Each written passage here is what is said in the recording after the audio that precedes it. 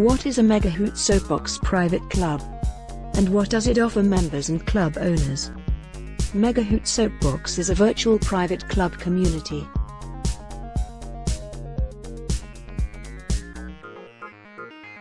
Where club owners can be a celebrity, an athlete, a recording artist, a business professional, a model, an educator, a motivational speaker, a fitness coach, a martial arts or sports instructor, a business or a brand.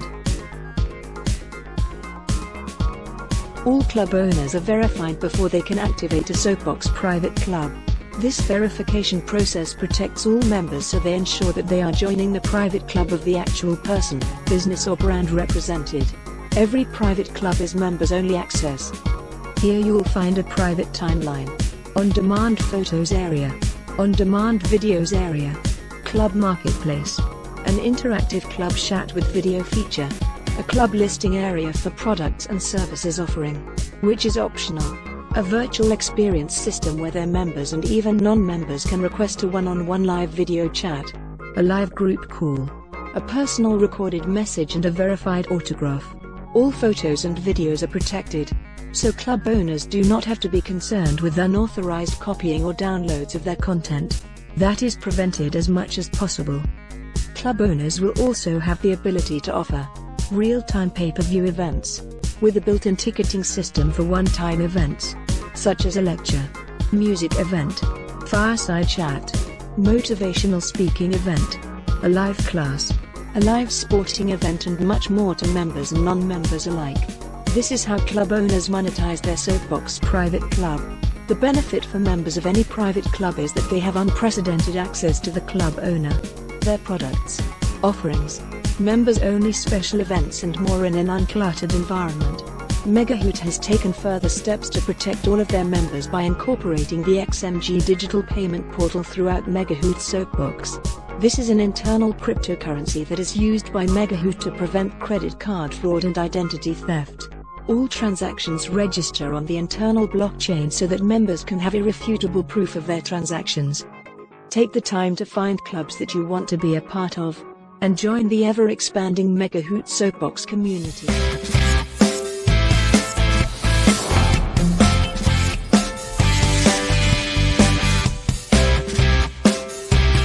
All right, welcome to the Action Martial Arts Power Hour. This is a show where we talk about anything and everything martial arts related, not martial arts related. A lot of times we don't know what we're doing, but we enjoy it, we have fun, and we bring you a lot of interesting conversation. So let me bring on the man himself, Alan Goldberg. Alan, the floor is yours.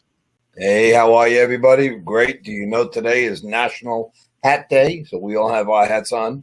No, I'm only kidding. It's not. But anyway. How you doing, folks? Well, we got another great show tonight. We got a good friend of mine, Jefferson. He's on with his project. So we do, like I always say, to help people. And it's very important that we help everybody, unless they're not the knuckleheads. But we help everybody for the simple fact, everybody needs a hand. Everybody. Even myself, even Lou, even anyone on the show, we all need a hand. So, give your next door neighbor a hand if you can. Don't open that door, though. Anyway, so let's bring on my friends, Vincent. What's up, guys? Vinny's here, and now James. James is with us. Okay, James is with us. He actually stole Shawnee Carter's hat, but that's another that's for another day. All right, let me go through a little news first. Say, guys, did you hear about this in the movie theaters? Yeah. The hottest movie on right now. This is a Marvel product. I went out immediately. I'm a comic book collector, so I went out and bought a couple of different copies of the number ones, and these are the top-rated ones. And if you get a chance, buy one because they're going to be worth a lot of money. And I think that character is supposed to be the genesis of the superheroes or something.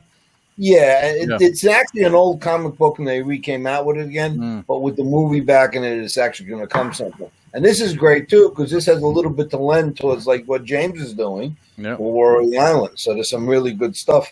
But this is opening up the audience to some martial art movies again. And if we're doing something right, guys, we all gave our lives into this art, into what we do, and it brings us along.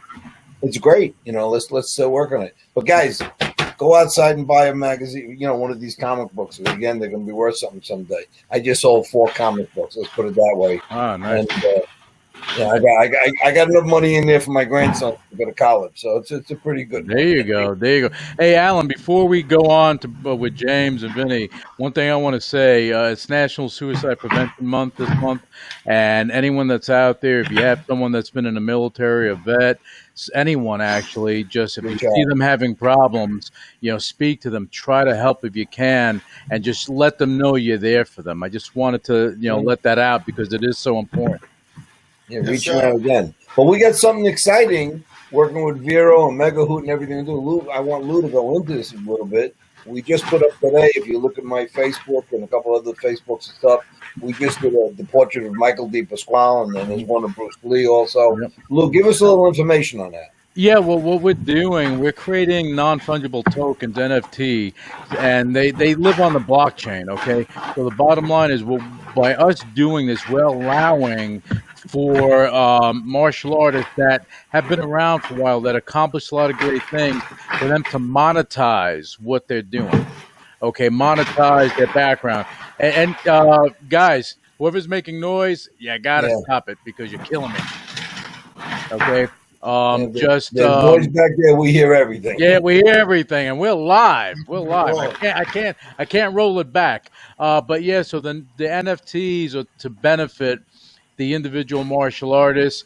We basically have them created, and we give them those NFTs for them to resell, auction off, do that for them to generate income for themselves if they should need it, or just monetize their business and things of that nature. So that stuff's important. Our first one was Michael D. Pasquale Jr., and we also did one for the Martial Arts History Museum, and that was a Bruce Lee type of, it was original artwork, and it's an animated video that is out there, 25 pieces in a set. And we're going to put that out there, and they're going to, introduce it to their people, and hopefully they make enough so that they can do more at the museum, and the martial artists can do more for themselves. Yeah, I had spoke to James about that. We're doing with the covers of his comic books too, so we're going to talk a little later on that. Okay. But I got to ask you a question. For me and Vinny, this is very, very, very important.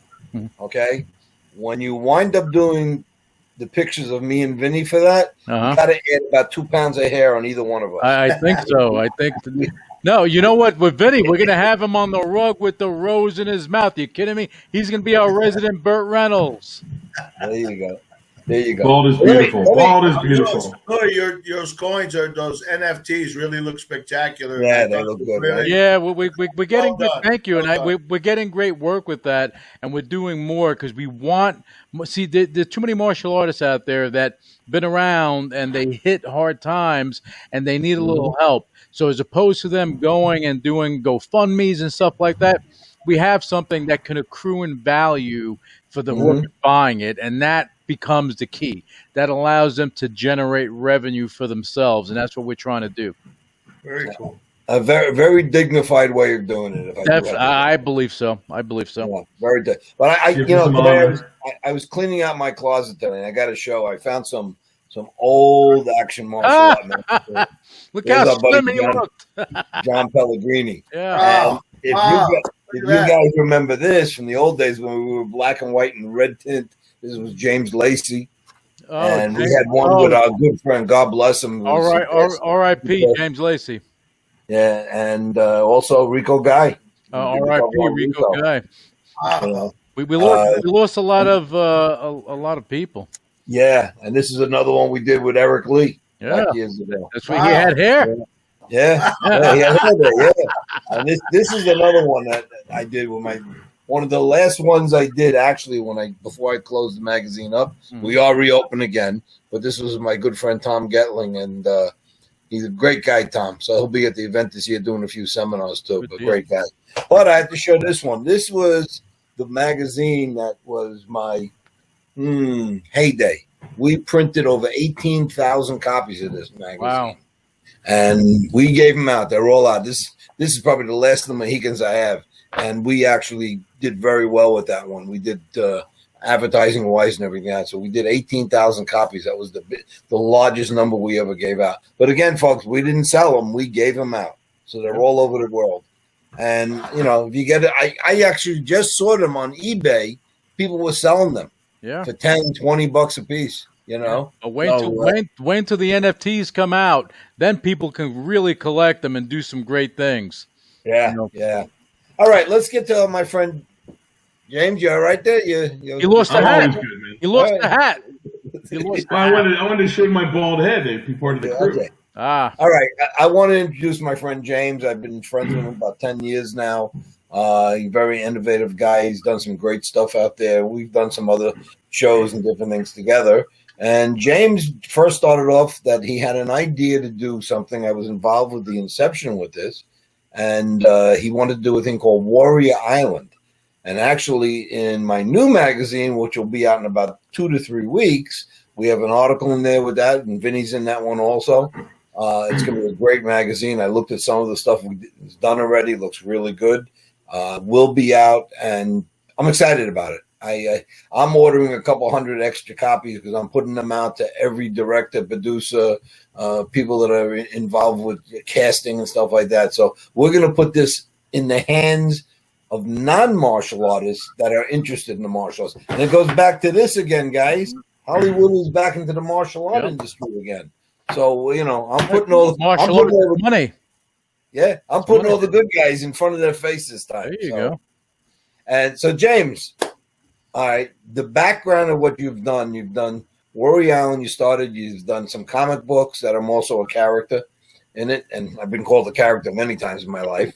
But I'm a character in this comic book, too. And, James, give us a little intro where you started, where you went, and where you're going. Sure. After a lifetime of training in martial arts, as well as other sports, played some professional football, and ended up after a long career in football and in personal training, got into the media and started covering the UFC. And covering the UFC and Bellator for a few years backstage, I started to question myself. This isn't really martial arts anymore. It had changed. It was more of just a sport. There was no more honor. There was no more respect. There was no the way the fighters are being treated by the ownership of those organizations, and all the way down to how the fighters were treating each other and even other coaches in the cage and ring. I started to say there's got to be something better. Something happened because the original UFC, there was actual forms of martial arts and there was a lot more honor. So I started asking questions. Obviously started coming to your events a decade ago and met some of the greatest martial artists in the world in one place, which was just crazy. I'm sitting there, you know, got Ron Van Cleef on one side, I got Dan Severn on this side, got you and everybody else. It's everywhere you turn, there's a great grandmaster, master, or somebody influential in martial arts. So my ideas started to culminate in my head. That's where my hair went, I think. But not too much stress, right? So I started to think, you know, what did I love about martial arts, training in martial arts? What movies did I like? And I thought, man, Enter the Dragon was awesome. I mean, it brought such emotion. Number one. You're just like, oh my gosh. But, you know, I said, what if you flipped the script on it? Instead of the island being a place of evil, what if the island was a place where great martial arts energy came from? And what if it was run by great grandmasters of martial arts? And what if warriors of all different times would come there and train? And I said, well, how would these people even get there? So I had this great idea of starting an MMA league. And I spent about $2.5 million through some my own money and investors. And we built an MMA league that got pretty big. We had events in 7 countries. And we had 33 events that aired on NBC Sports. And it started to start to go towards the, where the UFC and Bellator are as far as, not being about respect. Plus it was eating up a ton of money. So I said, well, maybe there's an easier way of doing this without having to get the fighters to, get their medicals on time and trying to get people to come to the events and spending $30,000 to $50,000 a weekend holding an event. Maybe there's an easier way to get the message out there. So we started writing comic books. I met a really good man that helped me get involved in the first comic book, and then unfortunately he had passed away. But I went onto his Facebook page, and I found the artist, I found the colorist, I found all the different people that were involved in what he was doing, And since we've produced 6 more books, we're actually producing 7 and 8 now. We're able to produce 3 to 4 comic books a year now, very similar to the Marvel, Valiant, or DC series. But our comic books are real superheroes that are real people, whether it be a kung fu expert or a karate expert or a jiu-jitsu expert, Helsing Gracie, Henzo Gracie. These are real people that are in the comic book. But the island itself is where they go, and there's a constant battle. I actually, I've had some legal fights with Dana White on his legal team because some of the stuff he's stealing from us. He actually had tried in the middle of the pandemic to call something called Fighter Island. Well, we served his legal office with a cease and desist because we own the trademarks for any fighting going on an island, and they changed the name to Fight Island.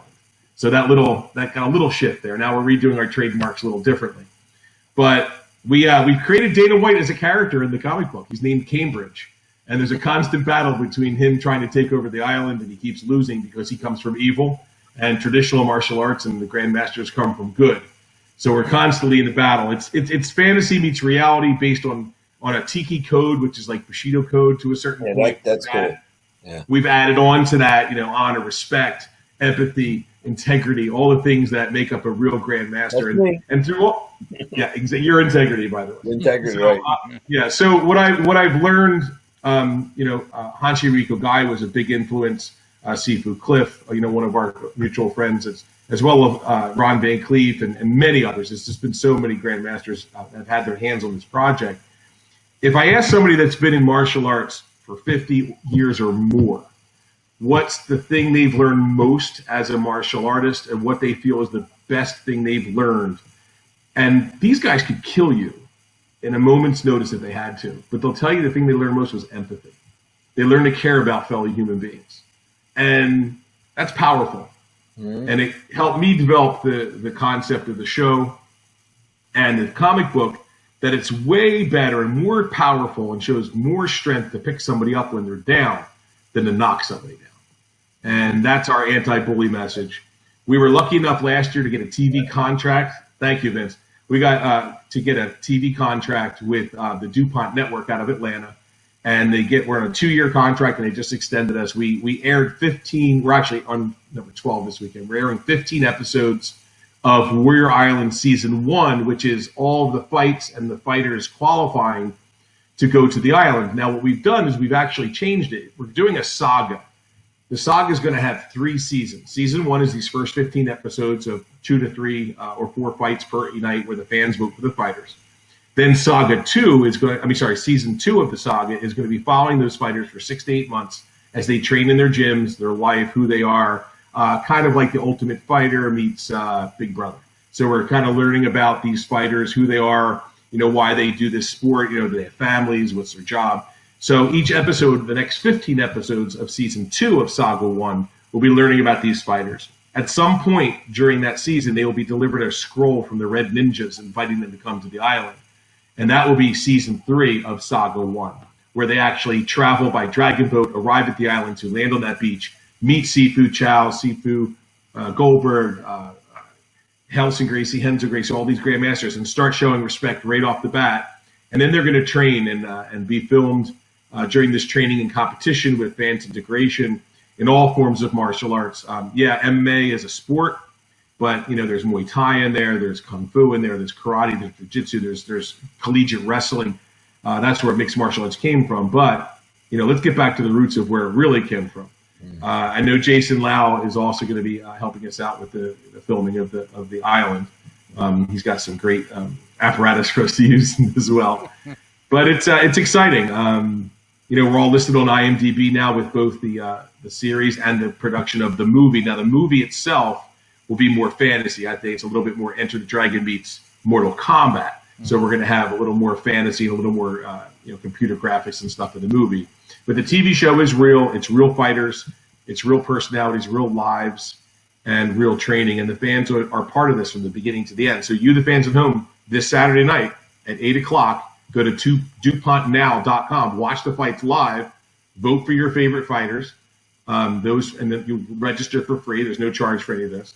And you can see your favorite fighters go and train with the Grandmasters and be part of a really cool movement of making a positive impact on the world society with the Tiki Code. James, let me No, ask you a question. Where the island that you're speaking about, where exactly is that going to be? Or what Well, do you Lewis, have? I could tell you, but we'd have to kill you. I know. Well, this is what I always using he's Nice. using Staten Island. he's using his Staten bathtub. Island. Let's put it that way. It's Staten Island. It's that island. Warriors. The island is mysterious. It's been around for forever. It travels around. It moves. You don't know where it is. You have to be invited, and the force field has to bring you in. Crawl. That wasn't my phone. No crawl You there. know, it's fun. You know, when you said about the best movie that ever came out was Enter the Dragon, martial art wise, I agree with you 100%. That was the There was- crossover time. That's when Yeah, they went from martial arts to mainstream. Yeah, 100%. Yeah. And the funny thing about it, I mean, everyone says that Bloodsport was the biggest martial art movie in the world. No. No way. Oh, Van way. Damme actually made the movie wonderful. If it wasn't for Van Damme, I don't think it would be. But you also noticed that Bolo Young was in both movies, Yeah. so that was a good thing. But It's the chest watch pumping. Bruce move. You watch him move. Nobody can duplicate that. No. You No. gotta be kidding. that movie was. I Wow. can remember sitting there watching that movie and I had to watch it 9 times because you just try to pick all the little things that were going on, you know, and. You Dude, just look at it now. Yeah. It doesn't seem like an old movie. It actually No. seems like a brand new film. It You did, know? 'cause there was an innovation at that time. The only thing with Enter the Dragon, if anyone's seen it, there's just one scene. If you watch carefully, you catch it. When Bruce Lee he's fighting Han, and he's in the Glass. before he goes Mirror to the room. glass, before he goes in there, he's in the room with all the trophies and museum, and he gets kicked in the head, but it's not really him. It's an inflatable thing. It's hilarious. Oh, really? Yeah, I gotta watch that. yeah. Okay. Inflatable thing don't hit back. Yeah, that's true. That's true. That's true. Well, I'm So- glad you mentioned that. You know, you kind of judge people's background and what they do Mhm. by things like that. When you said Enter the Dragon, I was happy because there is no movie like that. No. Never's been one, never will be. It is a classic forever. Well, And that's I- what I've brought seen- Wing Chun to mainstream too, Alan. Yeah.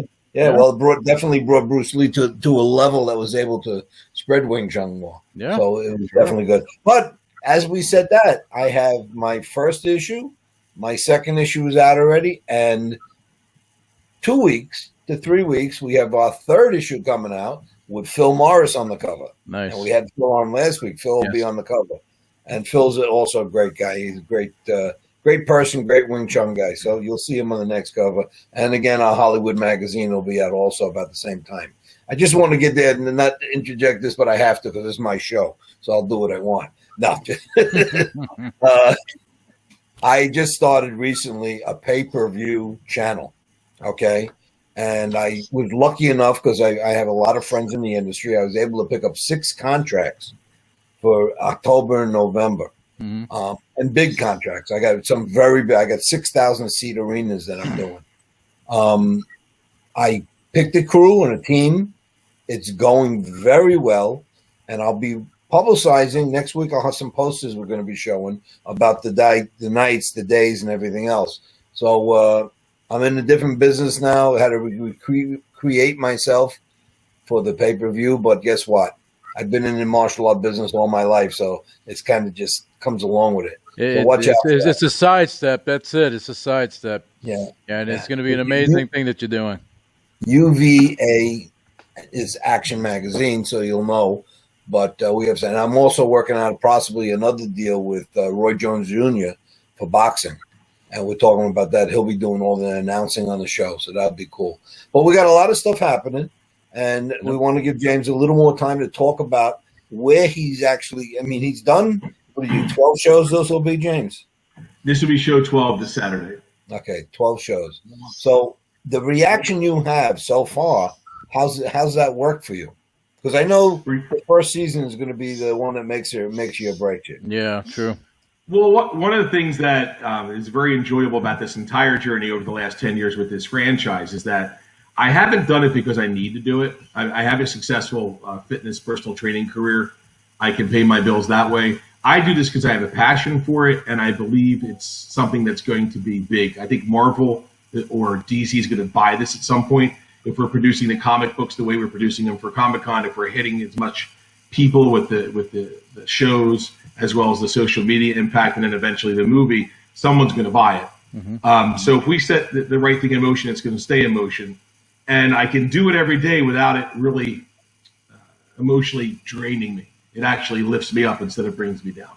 So it keeps going. Excellent. And you're only as good as who you surround yourself with. And I surround myself with real grandmasters of martial arts, not ones who profess it, but actually people that put the 40 or 50 or 60 years in. Well, I want to say something, James, that, for as long as I've known you, we've known each other for a long time, you hustle, you put the work in, you're always trying to innovate and do different things.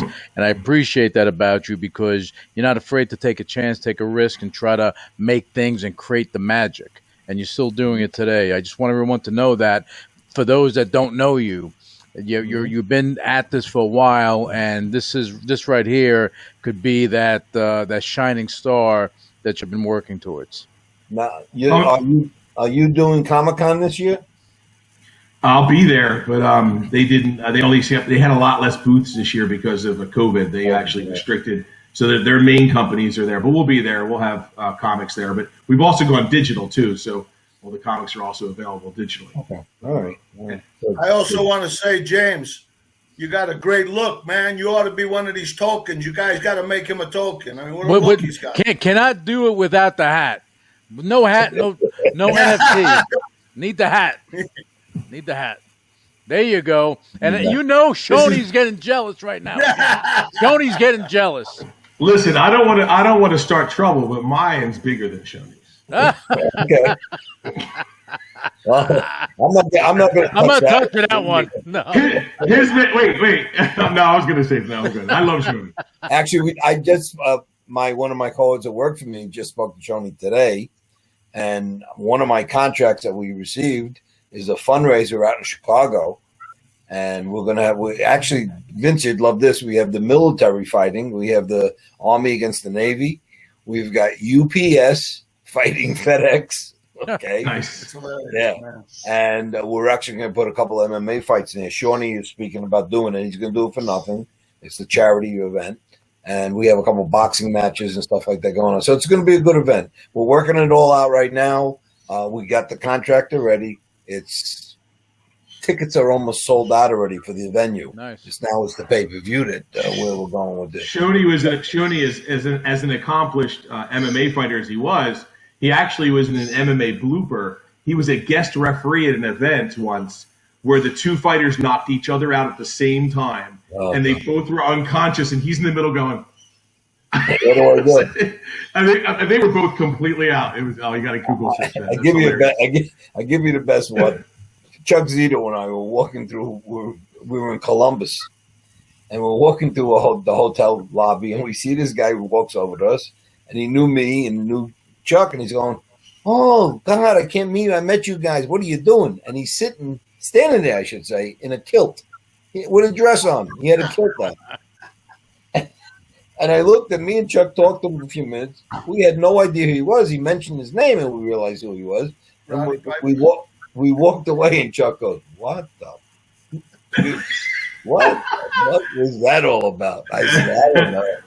But then we all became real good friends after that. So Shoney's a good guy. Got a little bit of a character, but aren't we all? So yeah, he brings some interesting things to the table. That's for sure.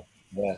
So I'm going to let you know. I'm also doing Louis Neglia's fight October 19th. October 17th. I'm also doing one out here in Queens. I'm doing one extreme cage fighting. Huh? Extreme cage fighting with Christian DeFerris. Right. Okay. And we're working on that. Actually, I just got the text a little while ago. We just got the video clip that we're going to be putting up momentarily with that. Okay. So in the next show, we'll be popping that in and everything. So that's, it looks good. We get some good things going. Now, also, when James is doing this filming, maybe we can do something in behind the scenes filming, like a pay-per-view attached to it too. So that'd be interesting. I think We have a selection show, Alan. After the 15 episodes, the fighters that have made the show are going to get announced, so we can do that live pay-per-view with you in charge for that. Okay, that's cool. It's a cool thing. I'm also just to let the audience know, which people should love this one. If you're a traditional martial artist, Don Werner and I have something going up. It's called Budo Friday Night. Okay, and we have 10 films so far put together, and we're doing ones like on Fumio Demora, Nakamura, and these guys that we have videos on. I'll be doing a little intro, and then we're putting these videos on pay-per-view. These are some of these films have never been seen before, some very old footage. But these are things that haven't been seen, unlike other things that have never been seen as well. But these exist. I'm just saying. but I got that. That's good. You got that. We have it. We actually have the physical. You have the physical tape. Sorry. It's still coming down. You know, when it's traveling through light years, it takes a little. I've got this hay fever. Sorry. Takes a little. Oh, Vinny's trying to see if the video got here yet. Did you get it, Vin? No. No signal. This.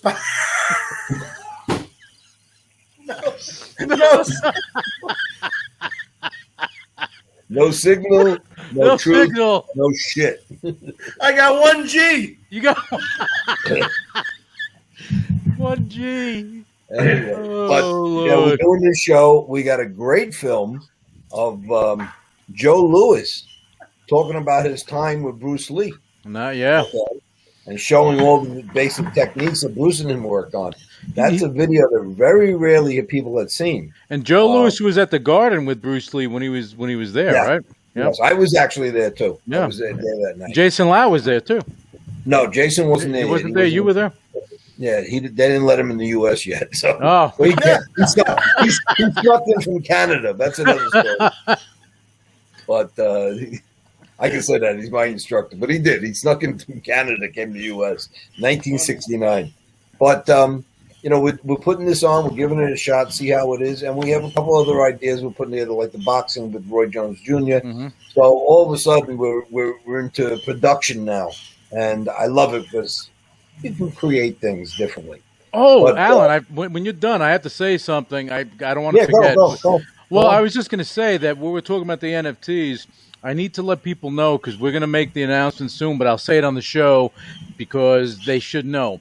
Any martial artist, any actor, model, whatever you are, we're releasing a platform that is going to allow you to market yourself.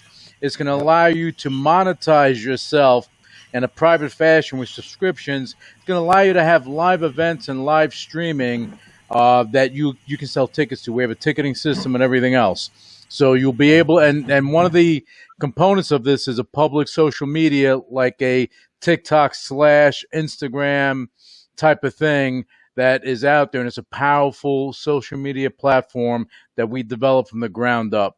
And you can share to Twitter, Facebook, Instagram, everything else, and market the hell out of yourself. Tell them the name. Lou, tell them the name. Oh, it's a Megahoot Soapbox. Yeah, so that's easy to remember. Yep, Soapbox, and it's for people, for content creators to make money. You can use it to make money and make a lot of it. You have other platforms out there that are doing this, but you have I don't know. It's like kind of it's not it's not what you want. You want to be able to market yourself from one place, and we give you all the tools free of charge. You can use it and do it, and just make it all work for yourselves. Again, you can martial artists. You can have events. You can have your classes and all that other stuff. And models can do that. Photographers can have live photo sessions, stuff like that, and charge for it and make money for your time. And that's important. I think we lost James. We lost James? Looks like he's frozen. Oh, James. James is gone. I told him to go chill out early. I didn't want to freeze him. Okay, well, we'll get rid of James. We'll come back on, Anyway, but that's a great idea, Lou. I think that's going to – now, let me just get some understanding here. So once you're set up and you have different accounts and different, TikTok and Facebook. So you can go to the one place and be able to reach everybody through that? Yeah, you can go. What you do if you have accounts, so say you have a Facebook, a Twitter, and stuff like this, you can go on Soapbox, and Soapbox Public, everyone can see it. And the views are ridiculous. Everyone can see it. You're reaching a lot of people. And you can go from there. You can share it anywhere. You can share it to Twitter, to Facebook, wherever you have an account that's set up on your phone, you'll be able to do it. Initially, right this moment, it's a web app. In the next couple of weeks, it's going to be part of our communication system. So you're going to be able to access it on our Messenger platform. It's an app that's going to go on your mobile phone. That's going to be on Android first, and it's going to wind up being on Apple, soon enough. But it's great stuff and gives people a lot of opportunity to make money. Maybe we can get a lost video on it. You never know. You never know. You never know. Maybe we'll be able to do that. I don't know. We got James. I'm back. Sorry about that. Now, let me just also tell you guys about something else also, which is really cool. I'm doing a channel, a martial art channel. I do 24-hour day, 7-day-a-week channel. And I'm starting it off with running podcasts like our own on the channel. And I've got about, believe it or not, over 20 different martial art podcasts already. All right. And I just hooked up about a month ago with a guy.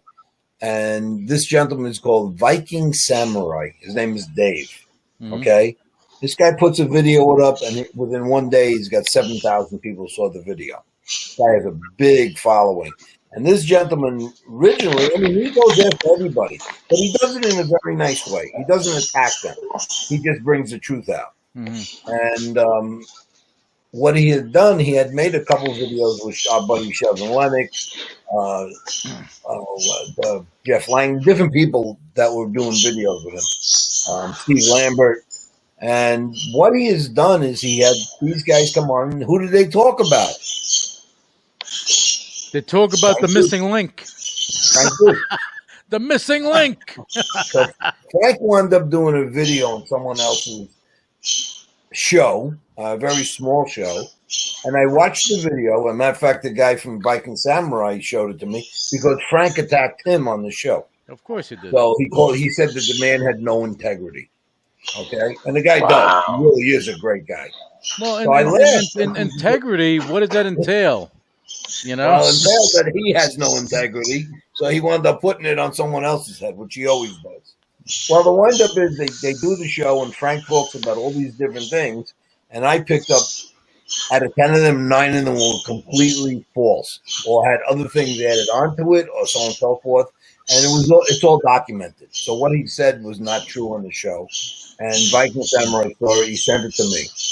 Frank attacked him, and he did a couple of the little things. If you get a chance, go on YouTube, and you'll see him there. And he's going to bring Frank on the show. I'm just hoping he brings me on also at the same time. So that'll be a lot of fun. Yeah, that would be interesting. Look, in a world of 4 and 5G, Vinny, what is he? Well, I don't know about him, but the signals are 1.3G. The signal, yeah. He's actually an F. But, he didn't make it to a G. This is interesting. Again, it's called Viking. It's in beeper mode. It's a pager. Viking Samurai. Go look on YouTube. Good guy. Got a great show. What's up, Vin? Can I share a quick little short thing? Of course. Go. Of course. James, I think you'll appreciate this because you look like a serious guy. I decided to take my bicycle to the gym. I ride 5 miles. I park my bike. As I'm parking it there's a guy there that's, I kid you not, the exact same kid that's in Gran Torino that raped the girl, the little Hmong kid that Clint Eastwood kicked the shit out of. He looks just like that guy with the bald hair, with the tats and everything. And he's all tweaked out over there sitting at the corner. All I'm doing is putting my bicycle down. And the guy goes, nice bike. Too bad that shit ain't going to be there when you come out. Oh, shit. Did he see the Camacho hat, though? Yeah, the Camacho hat. I'm just trying to say how this world is so crazy. I mean, I'm not a little guy, for God's sake. I can't believe it. And I look at him, and I say, you said so? You're talking to me? And he goes, no, man. I said, because I thought I heard you say my bike wasn't going to be here when I come out. I just want to be clear with you. My bike is not going to be here. It's going to be pristine. And then the guy goes, hey, man, like this. I said, oh, please. I go down. I start turning my back again. As I look down, James, the guy's balling up his fist like he wants to punch me in the back of the head. So I look at him. I got the mirrored sunglasses on, and he sees me look at him. And Alan, the guy, just like this, right? I call God's witness. Are you looking at me, dog? Are you looking at me, dog? What the... I take the glasses off so he understands that I am looking at him. I get up next to him. I go, are you looking at me, dog? Like Val Kilmer did when he imitated what to say. Are you looking at me, dog? He don't know what to shit or go blind. I'm sorry, he can't go. He didn't know what to do. If you can. So now I turn back around to do the bike. I said, kid, you got something to say to me, say it. Otherwise, shut up. I'm going to tie my bike down. He didn't say a word. I'm tying my bike down. He pulls out, I kid you not, a quart of gin, pops the cork, and starts drinking straight gin. It's 90 degrees out. This kid's drinking straight gin. He was hydrating. He's like, yeah. I can understand vodka, but gin? So now I said to myself, and I know, James, you've had one of these moments. Everybody has. You got the 50-50 moment. God reminded me the last time that I enforced my will not to back up to some jerk off, I ended up putting 2 guys in the hospital and shooting a couple other guys. And he reminded me of that. And he goes, now that's when you were in your 30s. Now you're a little bit over 33 and you're a little smarter. What are you going to do? Sensible. All I got to do is put my bicycle there, James, right? Go inside the mirrored door. That guy's definitely going to mess with it. I come out. I got a free win. I know he's hurt a lot of people that didn't have it coming, right? So you got that little demon going, just go inside, Vinny. Leave the bait. That guy, no way he's going to leave it alone. But I end up going home. I said, okay, God, we don't do that. And I went home and I ended up having French bagels and pastries with my woman and an espresso, and I had a wonderful evening. Mazel tov. Mazel tov. So I'm just saying, you got to stand down sometimes when you know it's an easy win. Where's this guy? I had a similar moment with a different ending. I was in my peak shape. It happened. I was in my peak. Well, I was in my peak shape. I was about, because I was probably still a little taller, 6'2.5", 6'3", about 275, about 8% body fat, training, and I was going to my lawyer's office. Fortunately. So I was going to my lawyer's office and I'm on a major highway and there's a car not quite pulling into the parking lot, like an older station wagon or something. It's not quite. So people are getting behind me. They're honking. They're cursing at me. So I lean out the window. I said, would you move your car? You're blocking everybody. I'm yelling, move your car. Move your car. I'm not lying. This 95-year-old Chinese man leans out the car and says, you want to fight? I immediately, wait. I said, no. Do you need help, sir? No, sir, do you need help? I'm like, he wanted to fight too fast. I'm like, no, I'll help you. Too funny. I've seen way too many movies to see how I was going to end up hurt. Oh, that's funny. It could have been Eric Lee. You never know. It could have been. Vin, talk about your hat and your shirt. Okay, so for the advertisement corner, because, we at Vero Hive are paying attention to marketing across the board. Yep. So in commemorance to our friends, because we all help each other, the Art Camacho experience, his show that he was up for an Emmy for, and this is his new hat, so we're representing him. And then we got Don Wilson, the Dragon Traditions T-shirt that we're wearing for Don and James. And then there's one I didn't tell you, Alan. I snuck this one in. Okay, ready? Haynes? I thought it was Fruit of the Loom. I heard it. They're talking. So, my cousin, right? I got a cousin that's like a Stephen King guy. He writes stuff like Stephen King. Is his name Vinny Duke? Okay. He wrote this book. Put it up. Let's see his name. The Lost Cannibal Manifesto by Joshua Whaley. Sounds delicious. Wait, this is about people in Mexico, where we're going, by the way, he had to write a freaking book about it. In Mexico, that when these people go, they totally disappeared, and nobody knows what happened to them. They never found them. They disappeared. But they noticed one part of Mexico, all these bad things happened, and it's a work that he did all his research on, Really? and they just put it out on Amazon. So Nice. I wanted to just do that for him, for Josh. I like that stuff. That's really cool. Horse Cannibal Manifesto. Well- I'll get you one. Well, I'll get you guys. Joshua, if you're listening to the show, I'd be more than happy to bring you on my other show where I talk to authors and athletes and actors and all this other stuff to give them the floor to talk about their projects and what they're doing. That'd be very cool. Thank Yeah, you. I like that. This I is like what it. we do. Again, that's one of our main subjects on the show. We always try to help each other. Sure. And, not always it'll come back to us. But you know something? Normally doesn't, but what are you going to do? No. But it's okay. You know what I posted something, and Vinny, you're going to appreciate this. It's when you know how you know that your supporters are out there when you have a car, when you have no gas in a car, and when you find out who's going to help you push that car. Okay, where most people, they want to get in the car, they want to go for the ride. You run out of gas, they're gone. Okay. Yeah. So, It's those hard to push people. in California, though. Yeah. Everybody's pushing in California. What do you I guys would like, $6 a have just gallon? gave you a couple bucks for gas. My God, yeah. And you got Newsom there for another how many years? Ooh, you're going to be at $15 a gallon, man. Ooh. 18 months he's going to be there. Who even knows? I just bought another crucifix. You need more. You got to tattoo that on your chest for this guy. You're going to need I that. got a shaman coming next week to put the rice everywhere. 60% taxes with federal and state put together and local for you guys. What are you going to do? It is what it is. You pay for sunshine. Yeah. Basically. All right, let's get back to James. So we're 3/4 through the show. Mhm. So James, give us a little more interest. Tell us who's on the show, and tell us the great future you have with new people and stuff like that. Well, first of all, to get all the updates, to see how to watch the show, get the comic books, just go to warriorisland.com. It's really easy. Just go on your phone, your smart device, whatever, warriorisland.com. Mm-hmm. The masters that we're going to have on the first Island show, you're going to have Henzo Gracie, Helson Gracie, Ron Van Cleef, Don the Dragon Wilson's going to be there.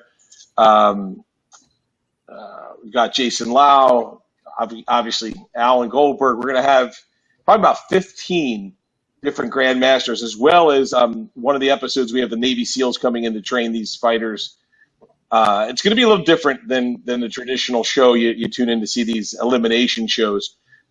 These guys are really going to have to train really hard. Some of the characters that we have on the show, Jimmy Justice Millar is a street fighter, MMA fighter from London. We found him at the Troxy in London. He's a real character. You're going to love that guy. We've got a few fighters right out of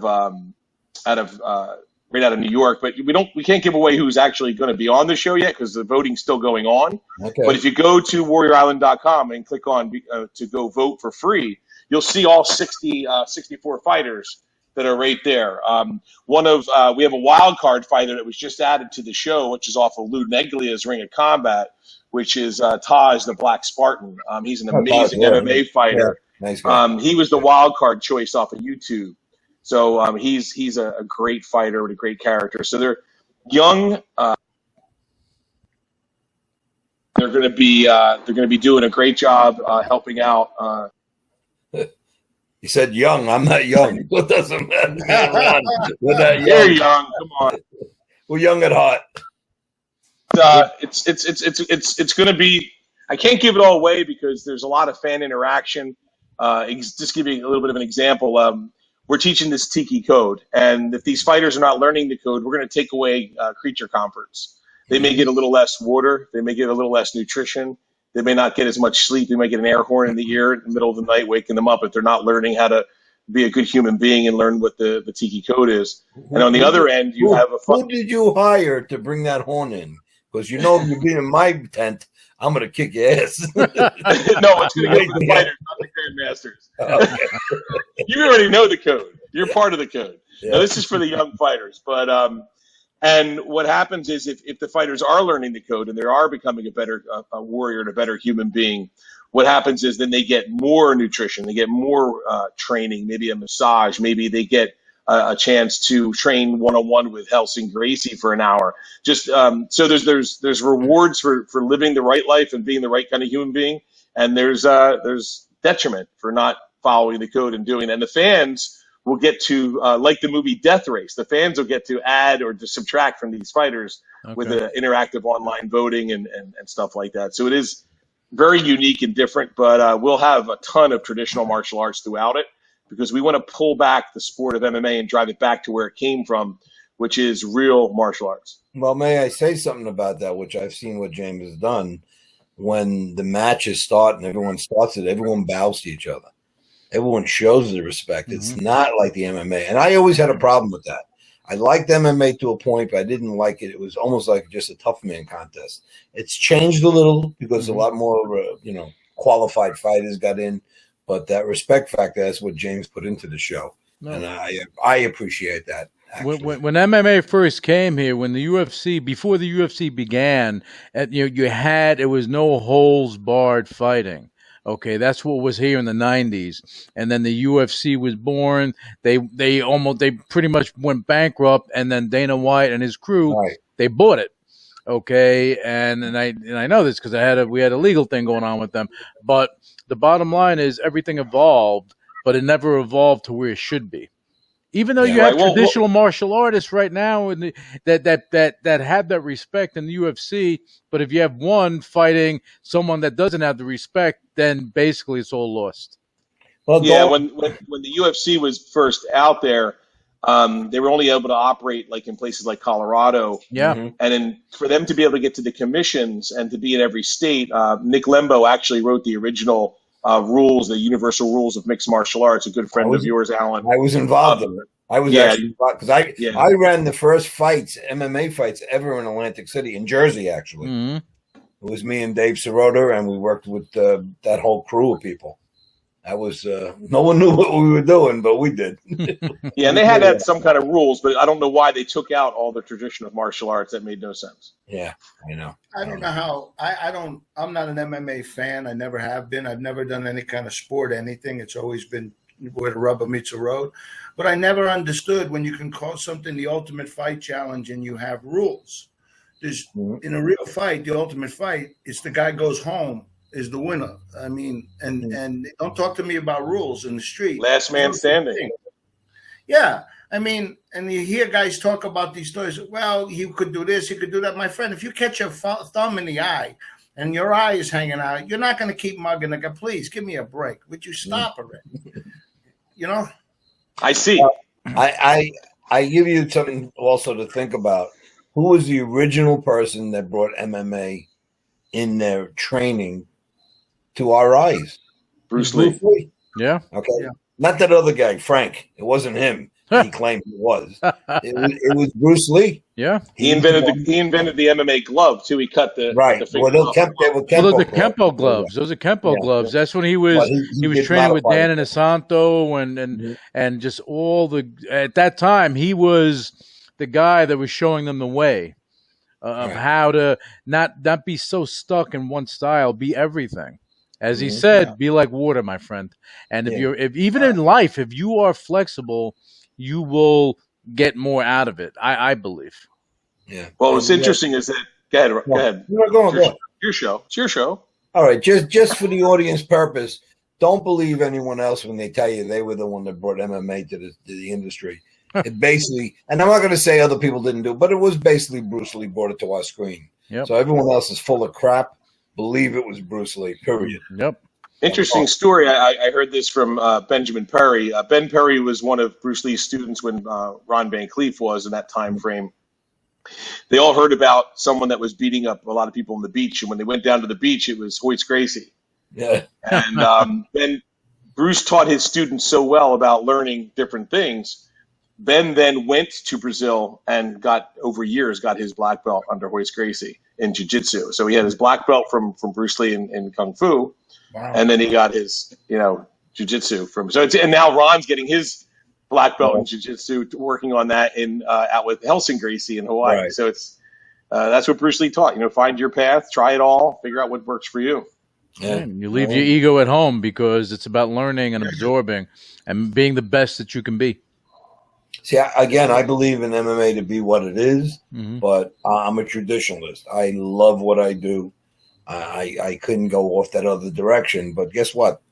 The fan base is tremendous, and people want to see that. So you gotta give them what they want. Let's put it that way. Sure. All right, we're just about done. We're going to close up. We got a few minutes, so I just want your last ideas, James. You say what you have to because we're cutting you off after this. Well, I can talk forever, you know that.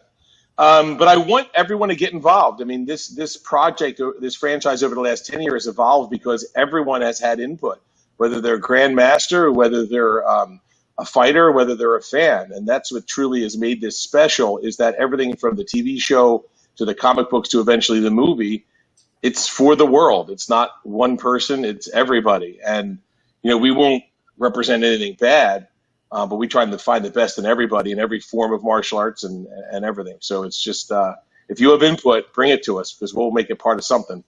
And that's why I think it's the allure of the Warrior Island franchise is that it can touch everyone's heart in a different way. Just remember one thing: UFC failed its first time out. Okay, so if you have a rough time to get it in people's heads, just keep pushing it because eventually it's going to happen. You got a good product. Let people see what you have there, and then we're gonna have the article out soon, and people. Well, I mean, just look at the fact that the first couple shows I came to I would walk around from table to table, talking to people, getting ideas, and growing it. And then a few years later, I actually had a booth, and a few years later, I had a couple booths, and then last year I sponsored your show. So I mean, the concept has grown because of all the people in the room, and it just keeps growing. Yeah. Well, we got some. I just want to tell people that we just signed up for this year, which people are gonna like, and it's weird.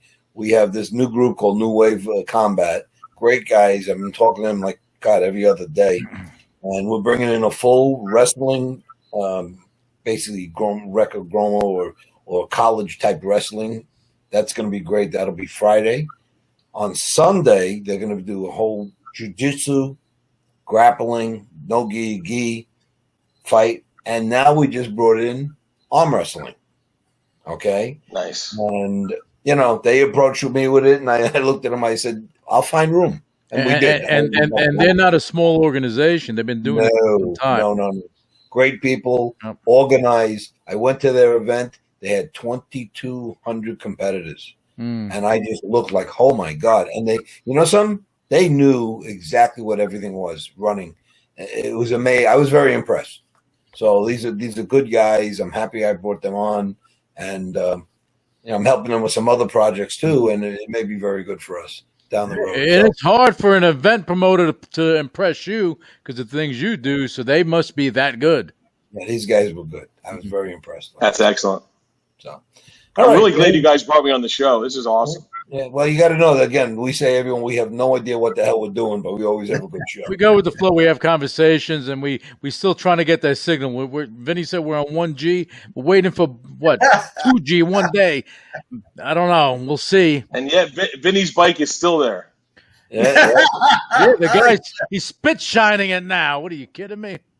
I give you, just before you go, look at go on YouTube for the Jimmy Kimmel show. There's a couple of shows with Vinny on there. You got to see they're a riot. Yeah. I mean, literally a riot. Cousin Sal's Home Deliveries, carpet cleaners. Yeah, the carpet cleaner was the best. That was the best. Anyway, Vin, anything else to say before we close up? Yeah, I'm going to go to a memorial. My friend Mike Marino, the comedian, New Jersey's bad guy, we're going to AHA. Maybe you heard about it. There were a bunch of comedians partying after a show. Yeah. And they all OD'd. Well, one is still alive, but the other three guys died. The girl. And they were all guys from the Comedy Store, guys, really. So right after the show, it's 8 o'clock our time. We're going to go over to the memorial, and then we're going to make the rounds, Laugh Factory, Comedy Store, and get out there tonight and hit some stages. So, maybe we'll come back with some great stuff. Okay, well, awesome. R.I.P. to them. I know one person survived there. It's just tragic, and we lost Norm Macdonald too from SNL. Oh yeah. That was bad. He was a good guy. Sure, funny. Funny. And, He did the best James, Burt Reynolds ever. Yeah, James. In closing, I think everything you're doing is tremendous, pal. It's really, I was really intrigued. I was listening to every word you said. It's really great. I think the whole concept Thank you. is fantastic, man. Appreciate it, man. Appreciate it. See, you're going to blow up his head. His hat's not going to be able to come off. He's going to have They call problems this- with the That's show. why he has the big hat. They so he call can this a go. stovepipe hat, and I think it's because it makes your head so freaking hot like a stove. God. Maybe. It's good for the winter time, not the summer. Lou, anything else before we close up? No, I said everything I needed to say, and if anyone has interest, they can reach out to you, Alan, as far as what we're doing. But we're looking to help people, and with the social media part, it's big. It's big for you guys. You can do so well with it. You can make money, monetize your time, and that's what we're doing it for. So take advantage of it. Don't sleep on it, because I'll help you now. I won't be able to help you in a few months. Yep. Again, Warrior Island this weekend, number 12. Mm-hmm. Also, go online to YouTube and watch the Viking Samurai. He's got some great shows, and they're funny. I mean, they got their own little kick to it, and you can watch some of the stuff he's filmed from other people. Really, really cool. Anyway, folks, thank you again. I appreciate everyone looking in and seeing what we're doing. Love yous all. Take care. Thanks, guys.